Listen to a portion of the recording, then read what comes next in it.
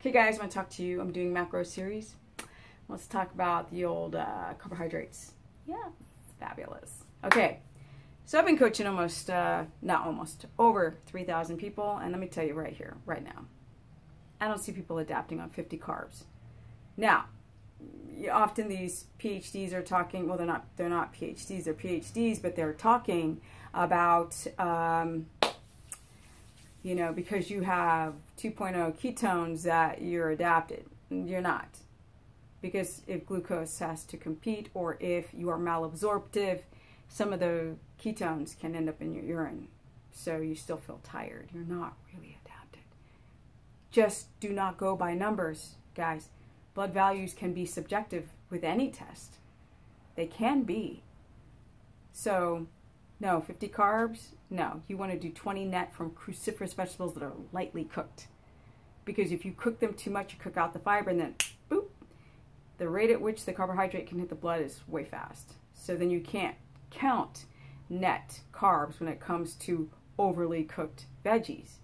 Things like ketchup, coconut milk with the water in it, that's pure sugar. So you would count the total carbs for that. Keep your carbs at under 20. Don't do the zero vegetable. That's unnecessary. Cruciferous vegetables are low in carbohydrate as long as you do not overcook them. So the carbs matters, guys. Not the calories, but the amount of grams and the type of carbohydrate. Because tomatoes and yellow squash, all these things don't have a lot of fiber.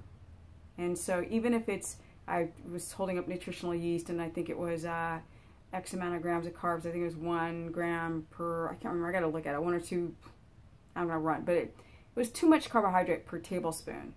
And I said to people, be careful. They're like, that can make your sugar spike? Yes, all of it does. The internet has it wrong. You guys, everything makes your glucose spike. Get a glucometer and get back to me. If you want to learn more about macros, the right macros, go to stephanieperson.com. As you guys know, I'm running a keto course Facebook group. You can sign up for that via my website. As you guys know, I'm writing the ultimate keto book because there's only one version. And I'm not going to go and give you the little happy, oh my God, like before, after. I'm not giving you that version of keto. There's only one. You're adapted or you're not. You're in this other camp that can create damage to the body if it's done, keto is done too long. And what else? Oh yes, I'm opening up, I'm figuring out how to do it. There's such a demand for me to do consultations. I'm thinking of doing individualized consultations, but I'm also doing, to keep the price down and to do a lot of people at once, group consultations, 4 in one group.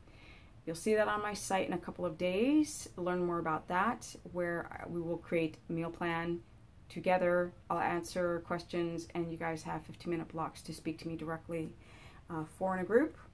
And that's a way that I can still do consultations, because I have shut my calendar off for 3 months to write my book, and the demand for consultations is crazy.